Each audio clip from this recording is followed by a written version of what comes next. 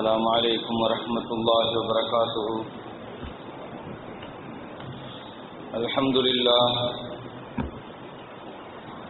والصلاة والسلام على رسول الله محمد بن عبد الله صلى الله عليه وسلم وعلى آله وصحبه أجمعين. أما بعد، فأعوذ بالله من الشيطان الرجيم. بسم الله الرحمن الرحيم.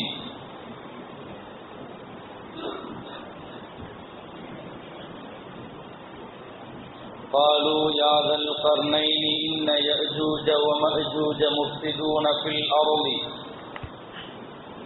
فهل نجعل لك خرجا على أن تجعل بيننا وبينهم سدا. صدق الله مولانا العظيم.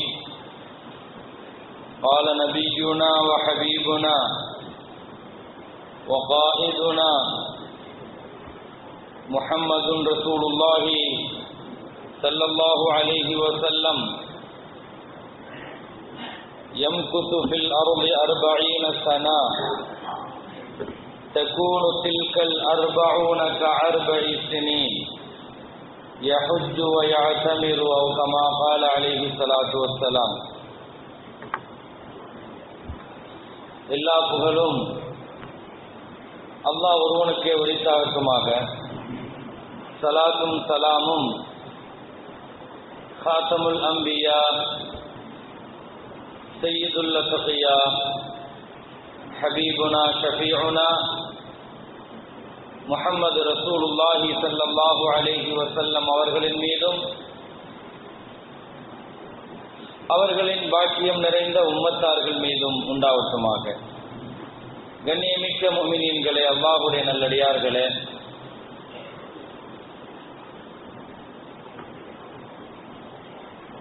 தொடர் மழையின் காரணமாக ஏற்பட்டிருக்கிற அசாதாரண நிலைகள் நம்மை பல்வேறு கவலைகளிலும் சிந்தனைகளிலும் ஆழ்த்திருக்கிறது.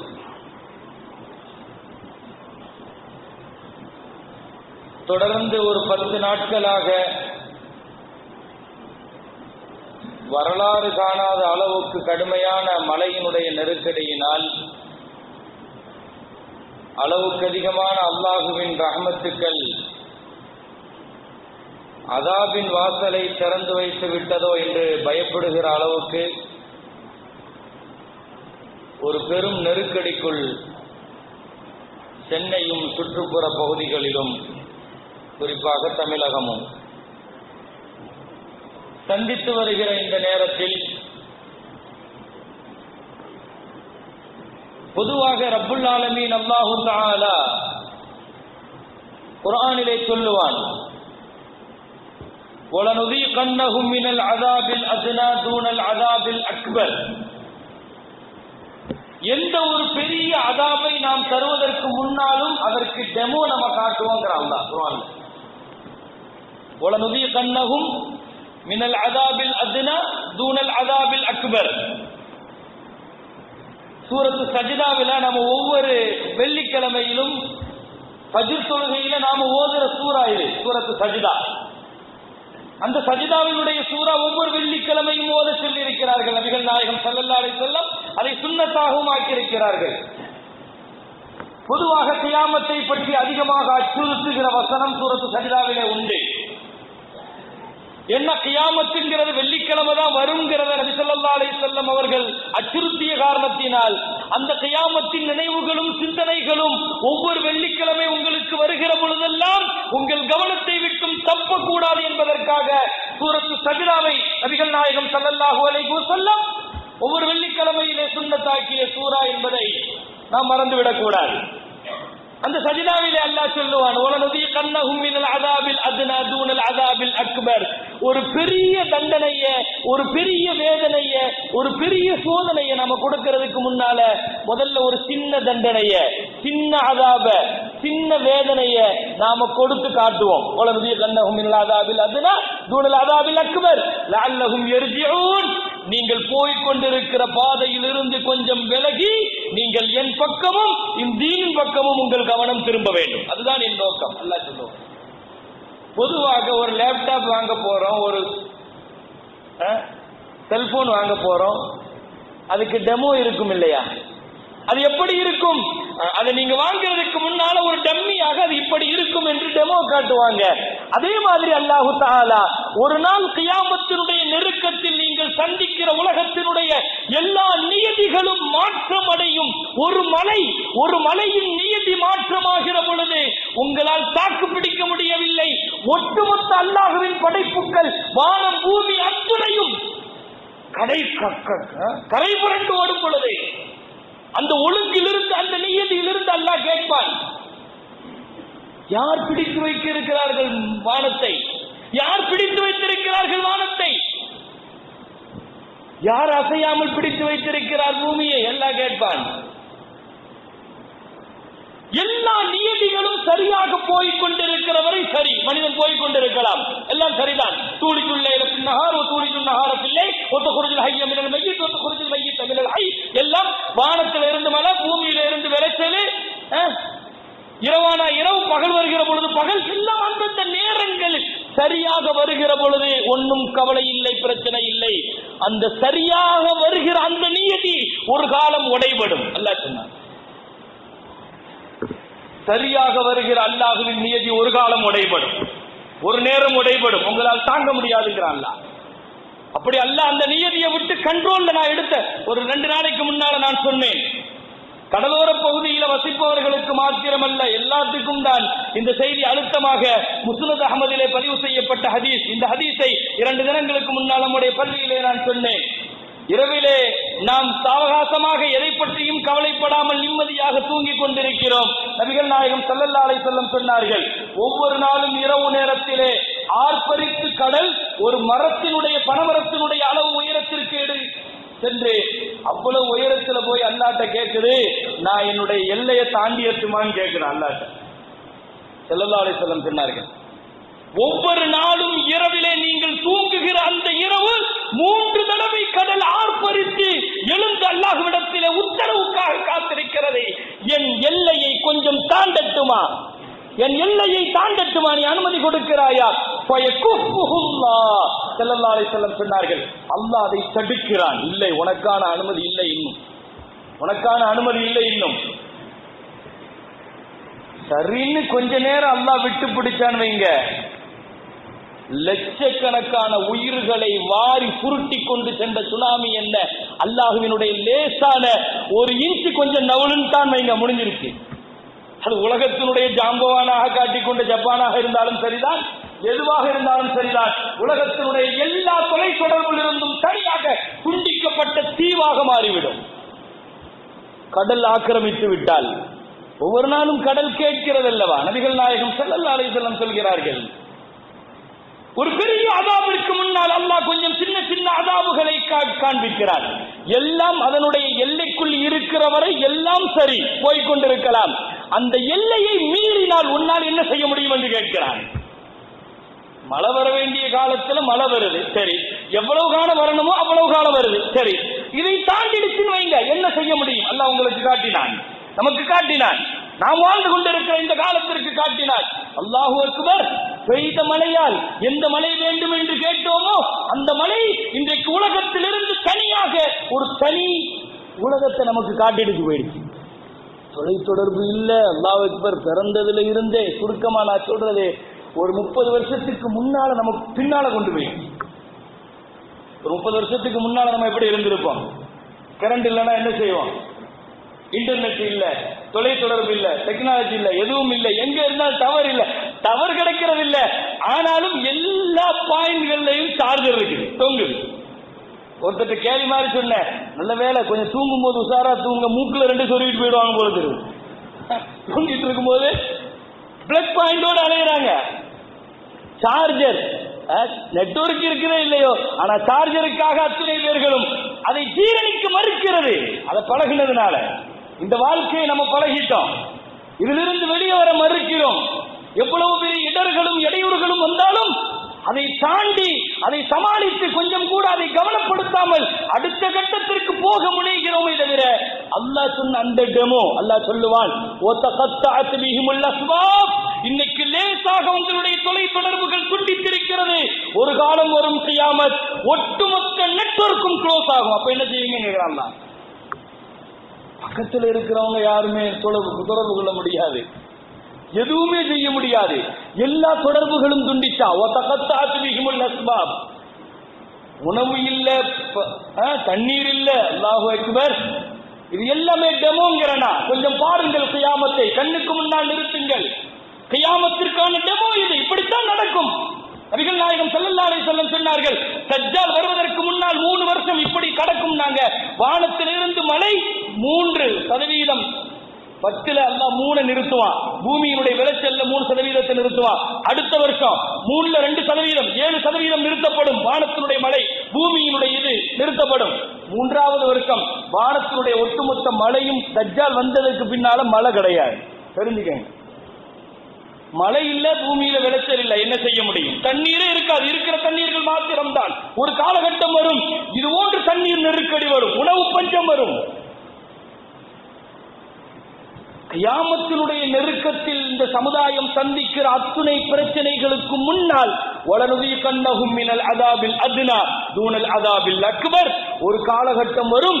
அந்த காலகட்டத்தையும் நாம் எதிர்நோக்கி போய் கொண்டிருக்கிறோம். கியாமத்தினுடைய நெருக்கத்தில் நம்ம அது குறித்து இந்த நேரத்தில் சிந்திக்கணும். பொதுவாக ஒரு மூமினை பொறுத்த வரையில அல்லாஹ் இதைத்தான் சொல்றான், லஅல்லஹும் யர்ஜிஊன். யார் வேண்டுமானாலும் எந்த முசீபத்தையும் எப்படியும் எடுத்துக்கொள்ளலாம். ஒரு மூமின் இப்படி எடுக்கணுங்கிறான். உன் வாழ்க்கையில நீ சந்திக்கிற பிரச்சனைகளை என்னுடைய தீனோடு ஒட்டி பார்க்க வேண்டும்ங்கிறான் தான். லஅல்லஹும் யர்ஜிஊன். நீ படிப்பினை பெற வேண்டும், நீ திரும்ப வேண்டும், நீ தௌபா செய்ய வேண்டும், நீ கடந்த பாதைகளை விட்டு உன் பாதையை மாற்றியாக வேண்டும், உன் சிந்தனையை மாற்றியாக வேண்டும். நீ போகிற இந்த உலகம் நிஜமல்லது, நிரந்தரம் அல்லது, உனக்கு ஒரு நாள் ஏமாற்றும். திடீரென்று ஒரு நாள் உலகத்திலிருந்து நீ தன்னந்தனியாக ஆக்கப்படுவாய். எந்த தொடர்பும் கிடையாது, எந்த உணவுக்கும் திண்டாட்டம், தண்ணீருக்கு திண்டாட்டம், அத்துணையும் யாரும் யாருக்கும் உதவி செய்கிற நிலையில் இருக்க மாட்டார்கள். இப்படி ஒரு நாள் கியாமத்திற்கு முன்னால் வரும். ஒரு சொட்டு தண்ணீரை கூட மிச்ச வைக்காமல் குடித்துக் கொள்ளுகிற கூட்டம் எல்லாம் கியாமத்தினுடைய நெருக்கத்தில் வரும் என்று நபிகள் நாயகம் ஸல்லல்லாஹு அலைஹி வஸல்லம் சொன்னார்கள். ஹதீஸ் ஷரீஃபிலே ஒன்று உண்டு, லா யப்கி ذات ظل الا ஹலகத். ஸல்லல்லாஹு அலைஹி வஸல்லம் சொன்னார்கள், திரும்பிய பக்கமெல்லாம் இன்றைக்கு நீங்கள் மரங்களை பார்க்கிறீர்கள், நிழல்களை பார்க்கிறீர்கள். ஒரு காலகட்டம் வரும், அங்கே மரங்கள் இருக்காது, எந்த விளைச்சலும் இருக்காது, எல்லாம் பட்டு போன மாதிரி பார்ப்பீங்க.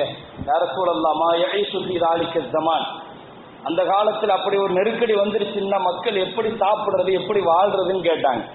ரிஸ்க்குக்கு வழி வேணும் இல்லையா, தண்ணிக்கு வழி வேணும் இல்லையா, எல்லா பசுமையும் ஒளிந்து போய்விட்டால் என்ன செய்யறது? நான் சொல்றது இப்ப டெமோ கிடையாது, மெயின் பிச்சை பத்தி நான் பேசுறேன்.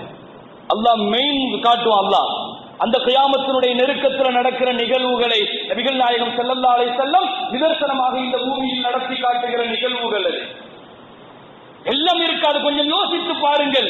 இன்றைக்கு தண்ணீர் இல்லை என்றால் மாற்று ஏற்பாடு, உணவு இல்லை என்றால் மாற்று ஏற்பாடு, தொடர்புகள் துண்டித்து விட்டால் தொடர்பை மீண்டும் சரி செய்து கொள்கிற முயற்சிகள், இதுவெல்லாம் இருக்கிறது, நடக்கிறது. இங்க இருக்குதா, இங்க இருந்து கொஞ்சம் அடையாறுக்கு போனா டவர் கிடைக்கலாம், அடையாறு வரைக்கும் போய் பேசிட்டு வரவங்க எல்லாம் இருக்கதான் செய்யறாங்க. டவருக்காண்டி இங்க இருந்து ஈஞ்சம்பாக்கம் வரைக்கும் போறாங்க. ஆனால் அங்கே மாற்று ஏற்பாடுகள் செய்ய முடியாத நிலை. அந்த நேரத்திலே நபிகள் நாயகம் ஸல்லல்லாஹு அலைஹி வஸல்லம் சஹாபாக்கள் கேட்கிறாங்க, யா ரசூலல்லாஹ், இப்படியே போயிட்டு இருந்துச்சுன்னா ஒண்ணுமே இல்லைங்கிறீங்க, சாப்பாட்டுக்கு வழி இல்லைங்கிறீங்க, ஃபமா யஈஷு ذلك الزمان.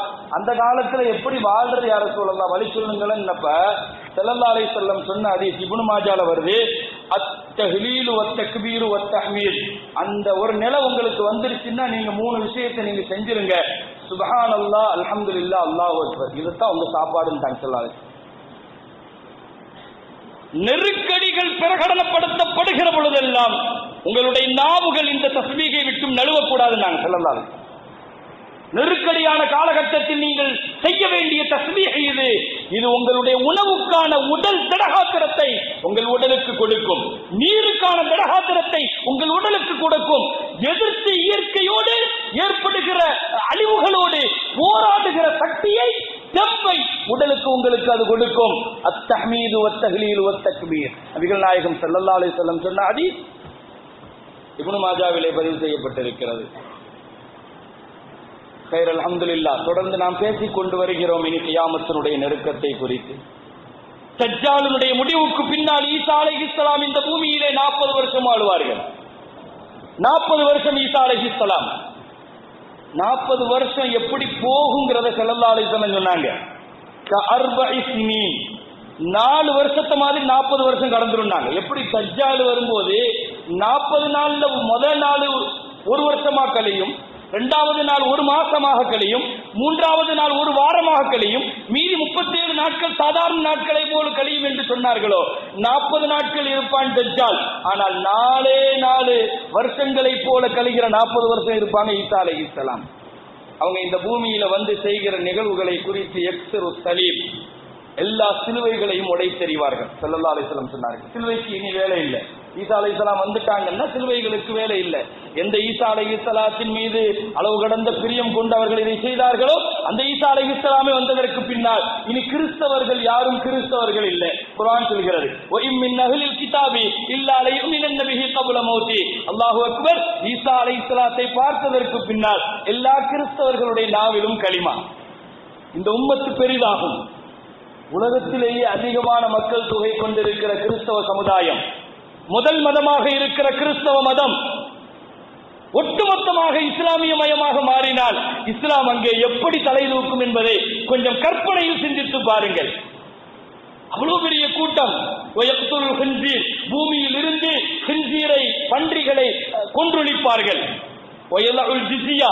இனி கப்பம் கட்டி இஸ்லாமிய நாடுகளில் வாழுகிற அந்த முறை இனி கிடையாது. லா யக்பலு அல் இஸ்லாம் இல்லல் இஸ்லாம். இஸ்லாத்தை தவிர மாற்று ஏற்பாடு எதையும் ஈசா அலைஹிஸ்ஸலாம் ஏற்றுக்க மாட்டாங்க.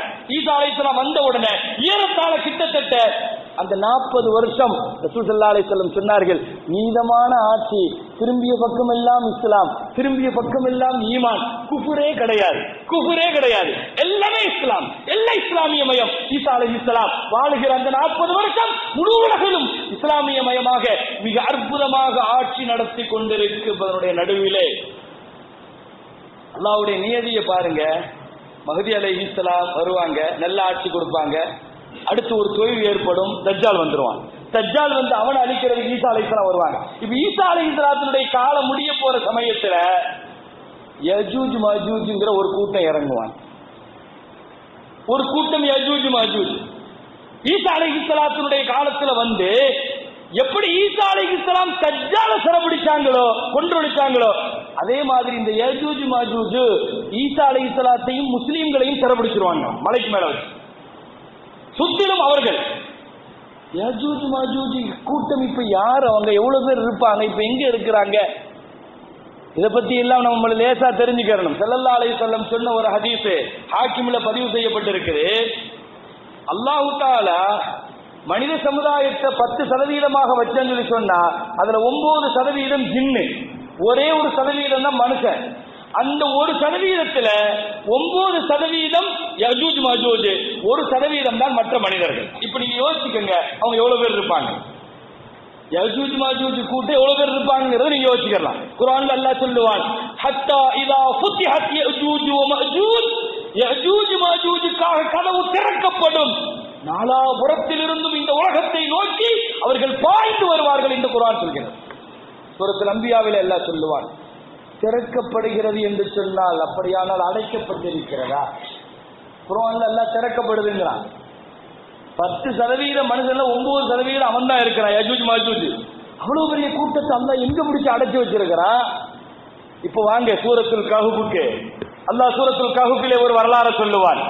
துல்கர்னைன் ஒருத்தருடைய வரலாறு சொல்றான். இவர் உலகத்தையே சுத்தி வந்தவர்ங்கிறான் அல்லாஹ் சூரத்துல் கஹ்ஃபில. இவர் ஐரோப்பாவுக்கு போனாரா. ஐரோப்பாவுக்கு போகும்போது அல்லாஹ் குர்ஆன்ல சொல்றான் ஐரோப்பா பூமியை பத்தி, லா யகாதுன யஃபஹூன கௌலா, யூரோப் படிப்பறிவு இல்லாத சமுதாயம் அல்லாஹ் குர்ஆன்ல. முஸ்லிம்கள் மாத்திரம் யூரோப்பை ஆட்சி செய்யலன்னா அவர்கள் ஒன்றுக்கும் ஆக மாட்டார்கள் என்று குர்ஆன் சொல்கிறது. ஸ்பெயினை முஸ்லிம்கள் கைப்பற்றியதால் அவர்களுக்கு அறிவு, அவர்களுக்கு சயின்ஸ், அவர்கள் பெற்ற எல்லா அறிவுகளும் முஸ்லிம்கள் திறந்து பெற்றார்கள். ஐரோப்பா என்பது ஏதோ பிறவியிலேயே அறிவாளிகள் அல்ல. அவர்கள் அரபியர்களிடத்திலிருந்து பிச்சை வாங்கியவர்கள் அறிவை. குர்ஆனில் அல்லாஹ் ஐரோப்பியர்களை பற்றி தெளிவாக பேசுகிறார். லா யகாதுன யஃகஹூன கௌலா, என்றைக்கும் போய் சொல்லாத சத்தியமான குர்ஆனுடைய வார்த்தை இது. லா யகாதுன யஃகஹூன கௌலா, அவனுக்கு அறிவில்லை என்று அல்லாஹ் சொல்கிறார். யூரோப்பியன்ஸுக்கு அறிவு கிடையாது. எங்கிருந்து வந்துச்சு அறிவு? இஸ்லாம் கொடுத்தது, முஸ்லிம்கள் கொடுத்தார்கள். அந்த நாட்டு முஸ்லிம்கள் கைப்பற்றி ஒரு 500-600 வருஷம் ஆட்சி செஞ்சதுனால இன்னைக்கு அவன் சயின்ஸ்ல முன்னால இருக்கிறான், அறிவியல் துறையில எல்லா துறையிலும் முன்னணியில இருக்கிறான். முஸ்லிம்கள்ட்ட இருந்து அபகரிச்ச அறிவு அது. கைர் அல்ஹம்துலில்லாஹ், அது வேற ஒரு விஷயம். இப்ப அல்லாஹ் அந்த நிகழ்வுகளை யூரோப்புக்கு இவர் போனப்ப அங்க உள்ள மக்கள் எல்லாம் சொன்னாங்களா, யாதல் கர்ணை துல்கர்ணையிலே இன்னும் யஜூஜ் மாஜூஜ்னு ஒரு கூட்டம் பாடா படுத்துறாங்க. ஒரு விவசாயத்தை விட்டு வைக்க மாட்டேங்க, தண்ணீரை விட மாட்டேங்காங்க, பாக்குறவனதான் கொலை பண்றாங்க. பகல் லஜாலுக்கு ஹர்ஜன் அலா அன்சஜால பைனனா உபைனஹும் சத்தா, இவன் பூமிக்கே வராத அளவுக்கு ஒரு பெரிய தடுப்பு ஏற்படுத்துங்கன்னு சொன்னாங்க. அவர் கட்டினார் ஒரு பெரிய தடுப்பு. 2 மலைகளுக்கு மத்தியில், பிரம்மாண்டமான 2 மலைகளுக்கு மத்தியில் இரும்பு பாலங்கள் அமைத்து செம்புகளை உருக்கி அவர்கள் வர முடியாத அளவுக்கு, நான் சொன்ன பார்த்தீங்களா, மனித சமுதாயத்தை விட அவன் 90% அதிகமான கூட்டம் அது. அந்த கூட்டம் பெரிய அழிச்சாட்டியம் செய்கிற ரவுடி கூட்டம். அதை தடுத்தார்கள் துல்கர்னைன் அலைஹிஸ்ஸலாம். ஊரே சேர்ந்து அவருக்கு ஒத்துழைத்ததாக குர்ஆன் சொல்கிறது. பிரம்மாண்டமாக கட்டி முடிச்சிட்டு அவர் சொன்ன வார்த்தை, ஒரு காலத்திலேயும் நான் கட்டிய இந்த சுவரை ஒரு சின்ன ஓட்டை கூட போட முடியாது என்று சொன்னார். உலகத்தினுடைய முதல் சிவில் இன்ஜினியர், அல்லாஹ் காட்டிய சிவில் இன்ஜினியர் அவர் துல்கர்னைன். பிரம்மாண்டமாக கட்டி முடித்தார். சொன்னார், ஆதா ரஹ்மத்தும் மிர் ரப்பி, இது என் சக்தி எல்லாம் ஒண்ணும் கிடையாது, என் ரப்பனுடைய கிருபை, அது என் ரப்பனுடைய அருள். ஃபைதா ஜாஅ வஅது ரப்பி ஜஅலஹு தக்கா, இந்த சுவர் எப்போ உடையும் தெரியுமா? உலகத்தில் கட்டி முடித்தவர் சொல்கிறார், இந்த சுவருக்கான கேரண்டியும் இந்த சுவர் உடைந்து விழுவதும் எப்பொழுது தெரியுமா? ஃபைதா ஜாஅ வஅது ரப்பி, என் ரப்பின் வாக்குறுதி கியாமத் நெருக்கத்தில் வரும். ஜஅலஹு தக்கா வகான வஅது ரப்பி ஹக்கா, அப்படியே துகள் துகளாக சிதறி போயிடுனாங்க. இந்த சுவர் வந்துருவாங்க பூமிக்கு. அவ்வளவு பெரிய கூட்டம் வருவார்கள். நபிகள் நாயகம் ஸல்லல்லாஹு அலைஹி வஸல்லம் ஆர்ப்பரித்து வருகிற அந்த பிரம்மாண்டமான அவர்களுடைய முதல் பார்வைக்கு கிடைப்பது துருக்கியிலே ஓடுகிற தபரியா என்ற பிரம்மாண்டமான நதி. தபரியாவினுடைய நதி இருக்குத, அது 23 கிலோமீட்டர் நீளம், அது அகலம் 13 கிலோமீட்டர் அகலம், அது ஆழம் இன்னும் பிரம்மாண்டமானது. இவ்வளவு பிரம்மாண்டமான நதியை ஸல்லல்லாஹு அலைஹி வஸல்லம் சொன்னார்கள், அவர்கள் கடக்கிற பொழுது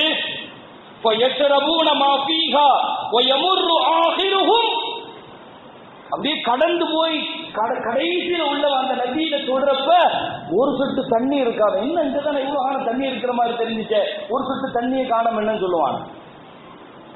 உள்ளவன் குடிச்சிட்டு அந்த நதியை கடக்கிற பொழுது கடைசியில உள்ளவன் ஒரு சொட்டு தண்ணி கூட இல்லை என்ன கேட்பானா? எவ்வளவு பெரிய கூட்டமாக இருப்பான். அந்த நதியை விட்டு வைக்க மாட்டான்னு சொன்னா, ஜோர்டானுடைய பெரும் பெரும் நதிகள் எல்லாம் தபரியாவினுடைய நதியில போய் தான் கடக்குது. கிட்டத்தட்ட அது ஒரு கடல்னு சொல்லுவாங்க, நதி கிடையாது, அது பிரம்மாண்டமான கடல். அது அந்த கடலையே கடக்கிற பொழுது கண்ணிமைக்கிற நேரத்தில் ஒன்றும் இல்லாமல் ஆக்கி விடுவார்கள். யஜூஜ் மஜூஜை குறித்து ஸல்லல்லாஹு அலைஹி வஸல்லம் சொன்ன செய்திகள் எல்லாம் கடந்து வருகிற பொழுது ஈசா அலைஹிஸ்ஸலாத்த கூட்டத்தை அத்தனை பேரையும் சுற்றி சரபிடிச்சிருவாங்க. ஒன்னும் செய்ய முடியாம சிக்கிக்கிடுவாங்க. அவங்களை எதிர்த்து போர் செய்ய முடியாது. ஈசா அலைஹிஸ்ஸலாத்தால அவங்களுடைய கூட்டத்தால பெரிய கூட்டம் இருக்கலாம், ஆனா அவங்களை எதிர்த்து போர் செய்ய முடியாது. ஒரே ஒரு ஆயுதம் தான் துவா. மலை மேலே போய் உட்கார்ந்து கொண்டு ஈசா அலைஹிஸ்ஸலாம் அவங்களுடைய கூட்டம் கீழே பூரா சுத்தி அவங்க அரஸ்ட் பண்ணிருப்பாங்க. துவா மட்டுமே செய்வார்கள் ஈசா அலைஹிஸ்ஸலாம். அந்த துவாவினுடைய விளைவாக ஸல்லல்லாஹு அலைஹி வஸல்லம் சொன்னார்கள், ஃபயுர்சிலுல்லாஹு அலைஹிம் ரகுபா, ஒரு சின்ன சின்ன புழுவை போன்ற ஒரு பூச்சை எல்லாம் அனுப்புவான். அவ்வளவு பெரிய கூட்டத்தை அழிக்கிறதுக்கு அல்லாஹ் சின்ன பூச்சை தான் அனுப்புவான். நாங்க அவர்களுடைய பெடரிகளில் போய் உட்கார்ந்து கொண்டு அப்படியே செத்து போய் விடுவான். மையிட்டு உடலை கூட எடுக்க முடியாதவர்களால், முஸ்லிம்களால் உடலை கூட எடுக்க முடியாது. இதற்கு கூட ரப்புல் ஆலமீன் வேறொரு பறவைகளை அனுப்பித்தான் பிறகுதான் இந்த உடலை எல்லாம் அல்லாஹ் தூக்கிட்டு போக வச்சு இந்த பூமியை சரிபடுத்துவான் ஸல்லல்லாஹு அலைஹி வஸல்லம். இந்த இடத்திலே நான் ஒரு செய்தியை ஞாபகப்படுத்துவேன். ஒன்றை விளங்கிக் கொள்ள வேண்டும். நிறைய பேர் துல்கர்னைன் அலைஹிஸ்ஸலாம் கட்டிய அந்த சுவர், யஜூஜ் மாஜூஜை தடுத்து வைத்திருக்கிற அந்த சுவர் சீன பெருஞ்சுவர் என்பதாக வரலாற்றிலே தவறான அபிப்பிராயம் சொல்பவர்கள் உண்டு, அல்லது அதை அடையாளப்படுத்துவர்கள் உண்டு. சீன பெருஞ்சுவருக்கும் துல்கர்னைன் அலைஹிஸ்ஸலாம் கட்டிய சுவருக்கும் அணுவளவும் சம்பந்தம் இல்லை. வரலாற்றிலே தெளிவாக விளங்கிக் கொள்ள வேண்டும். இது யஜூஜ் மாஜூஜுக்கு எதிராக துல்கர்னைன் அலைஹிஸ்ஸலாம் கட்டியது. சீன பெருஞ்சுவர், ரெண்டுக்கும் மத்தியில் உள்ள வித்தியாசத்தை பார்த்தீங்கன்னா, அது கட்டியது சீனர்கள் கட்டினார்கள், அவங்களுடைய ஆட்சியை பாதுகாக்கிறதுக்காக வேண்டி கட்டியது. இரண்டாவது ஒரு விஷயம் என்னன்னா, இது கட்டப்பட்டது இரும்புகளாலும் செம்புகளாலும் கட்டப்பட்டிருக்குது. சீன பெருஞ்சுவரை பொறுத்தவரையில் கற்களாலும் செங்கலாலும் கட்டப்பட்டது. மூன்றாவது வித்தியாசம் என்னன்னா, இரண்டு மலைகளுக்கு மத்தியில் உள்ளது இந்த சுவர். ஆனால் சீன பெருஞ்சுவர் மலைகளுக்கு மேலே உள்ள பாதைகளாக உள்ளது, மக்கள் கடந்து போகிற பாதைகள். அது சீன பெருஞ்சுவர் பல்லாயிரக்கணக்கான கிலோமீட்டர் தூரத்தில் இருக்குது, அந்த போடப்பட்டிருக்கு மலைக்கு மேல. ஆனா அது பாதை, அது மலைக்கு மேலே போடப்பட்ட ஒரு பாதை. ஆனா இது ரெண்டு மலைகளுக்கு மத்தியில் உள்ளது.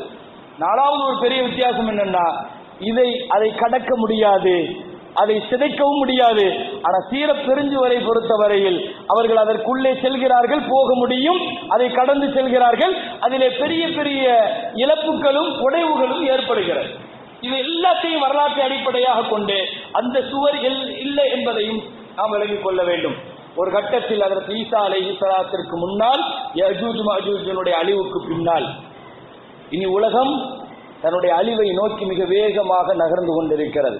நான் சொல்லுவது சின்ன அடையாளங்கள் அல்ல, உலகத்தை பெரிய அழிவு பாதைக்கு கொண்டு செல்கிற மிகப்பெரிய 10 அடையாளங்களில் ஏறத்தாழ எல்லாம் கடந்ததற்கு பின்னால், ஒரு முக்கால்வாசி அளவுக்கு கடந்ததற்கு பின்னால் அதற்கு ஈசா அலைஹிஸ்ஸலாத்தினுடைய வஃபாத்.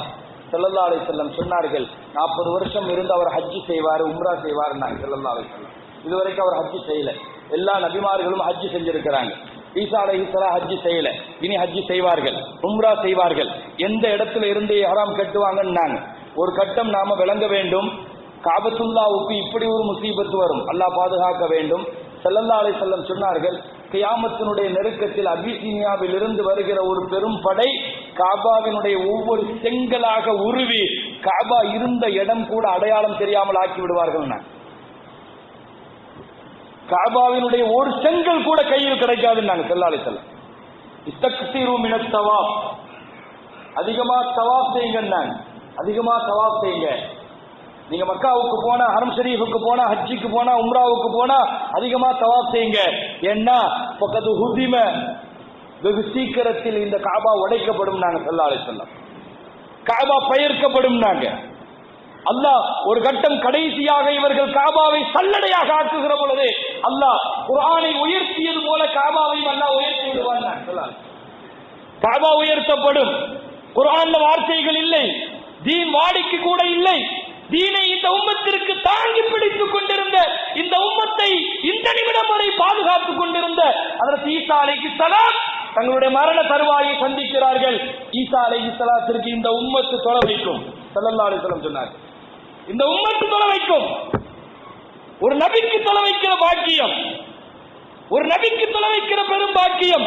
இந்த நபியாக அல்ல, இந்த உம்மத்தில் சாதாரணமான மனிதராக இந்த உம்மத்தினுடைய இமாம் தொலை வைப்பார்.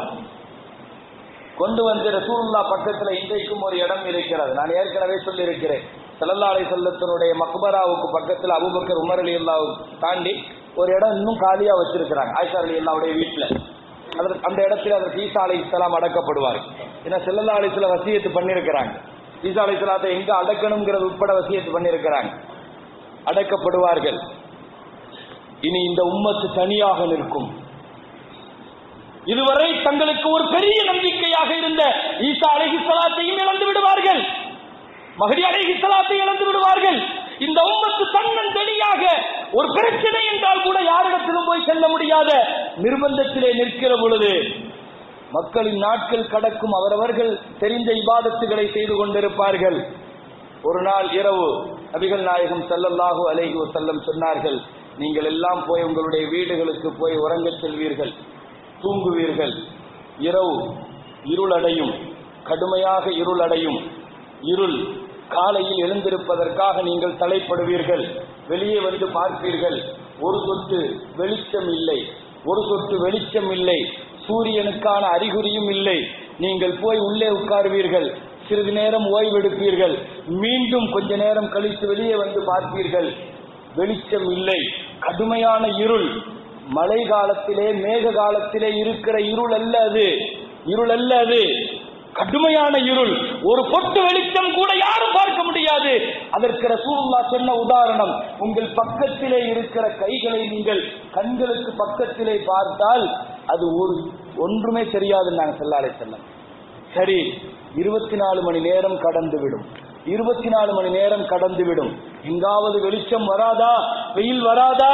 இன்றைக்கு நாம் எதிர்பார்த்து கொண்டிருக்கிறோமே ஆவலாக, இந்த வெயில் வராதா, இந்த வெளிச்சம் வராதா, பகல் மீண்டும் வராதா, தெளிவாகாதா, இந்த மழைக்கும் இருளுக்கும் முடிவு கிடைக்காதா என்று ஏங்குகிற நமக்கு அந்த கியாமத் நமக்கு இந்த நேரத்தில் ஒரு பெரிய படிப்பினை தர வேண்டும். 24 மணி நேரம் கடந்ததற்கு பின்னால் உலகமே முழு இருட்டிலே, பாலவாக்கம் மாத்திரமல்ல, சென்னை மாத்திரமல்ல, தமிழகம் மாத்திரமல்ல, இந்தியா மாத்திரமல்ல, முழு உலகமும் கொஞ்சம் யோசித்து பாருங்கள், கற்பனை செய்து பாருங்கள். இங்க இருக்கிற இருளில் கொஞ்சம் ஆறுதலுக்காக வேற யார்கிட்டையாவது பேச முடியும்னா எதுவும் பேச முடியாது, எல்லா தொடர்புகளும் துண்டிக்கப்படும், யாரையும் போய் பார்க்க முடியாது. அவரவர்கள் இருந்த இடங்களில் கடுமையான இருள். 24 மணி நேரம் இருளிலே கடந்ததற்கு பின்னால் வெளிச்சம் வராதா என்று வெளியே பார்ப்பார்கள், வெளியே நிற்பார்கள், கண்ணு கட்டிய தூரம் வரை ஒரு சின்ன வெளிச்சம். ஸல்லல்லாஹு அலைஹி வஸல்லம் சொன்னார்கள், உங்கள் கைகளிலே வைத்திருக்கிற எந்த டெக்னாலஜி, எந்த விளக்கு, எந்த திரி, எந்த நெருப்பு, எல்லாம் செயலிழந்தது. எந்த டார்ச் லைட்டும் வெளிச்சம் கொடுக்காது. கொஞ்சம் யோசித்து பாருங்கள், கொஞ்சம் கற்பனை செய்து பாருங்கள். அந்த நிகழ்வுகள் அந்த இருட்டிலே அல்லாஹ் போட்டு விட்டால் சூரியன் மட்டும்தான் நமக்கு வெளிச்சம், வேற எந்த வெளிச்சம் இல்லை. 24 மணி நேரம் கடந்து விட்டது. ரப்பே, எங்களுக்கு வெளிச்சத்தை தரமாட்டாயா? நாங்கள் வெயிலை பார்க்க முடியாதா? சூரியன் முகம் காட்டாதா என்று அழுது இரவெல்லாம் வணக்கத்திலே மறுநாள் நம்பிக்கையோடு வந்து பார்ப்பார்கள், ஒரு சொட்டு வெளிச்சம் இல்லை. 2வது நாட்கள் 48 மணி நேரம் நபிகள் நாயகம் ஸல்லல்லாஹு அலைஹி வஸல்லம் முழு உலகமும் முழு இருளிலே 48 மணி நேரம். பின்பு 3வது நாள் 72 மணி நேரம் அல்லாஹ் இந்த பூமியை இருளிலே போடுவான். ஷம்சு தஜ்ரி லிமுஸ்தகர்ரில் லஹா, வஷம்சு தஜ்ரி லிமுஸ்தகர்ரில் லஹா. சஹாபாக்கள் கேட்டார்கள், யா ரசூலல்லாஹ், அத்ததுரூன ஐன தذهபு ஹாதிஹி ஷம்ஸ்? தோழர்களே, இந்த சூரியன் எங்கே போகிறது என்று தெரியுமான்னு கேட்டாங்க. சொல்லாரு, இந்த சூரியன் எங்க போகுது தெரியுமா? சஹாபாக்கள் சொன்னார்கள், அல்லாஹு வ ரசூலுஹு அலம், எங்களுக்கு தெரியாத நாயகமே, சூரியன் போகிற பாதையை நீங்கள் சொல்லுங்கள். ஸல்லல்லாஹு அலைஹி வஸல்லம் சொன்னார்கள், தஜ்ரி ஹத்தா தன்தஹி இலா முஸ்தகிர்ரிஹா தஹ்தல் அர்ஷ். சூரியன் ஒவ்வொரு நாளும் கடந்து போகிற பொழுது அல்லாஹ்வினுடைய அர்ஷுக்கு கீழே போய் ஃபதஹிர்ரு சாஜிதா, அப்படியே சுஜூதில் விழுகிறது. ஸல்லல்லாஹு அலைஹி வஸல்லம், ஒவ்வொரு நாளும் உங்களை கடந்து செல்லுகிற சூரியன் கடந்து போய் அல்லாஹ்வுடைய அர்ஷுக்கு கீழே அல்லாஹ்வுடைய சஜிதால போய் விழுது. அல்லாஹ் இப்ப சொல்லுவான், இருத்தஃபிஇ, நீ எழுந்து செல், நீ வந்த பாதையாக மீண்டும் செல். அல்லாஹ் சொல்லுவான், நீ வந்த பாதையாக மீண்டும் செல். நீ வந்ததை போன்று மீண்டும் செல் என்று அல்லாஹ்வின் உத்தரவு கிடைத்தவுடன் அது கம்பீரத்துடன் எழுந்திருக்கிறது. எழுந்து மீண்டும் இந்த பூமியை நோக்கி வருகிறது, பூமி சுற்றுகிறது, சூரியனை பூமி சுற்றுகிறது, எல்லாம் இயல்புகளும் நடக்கிறது.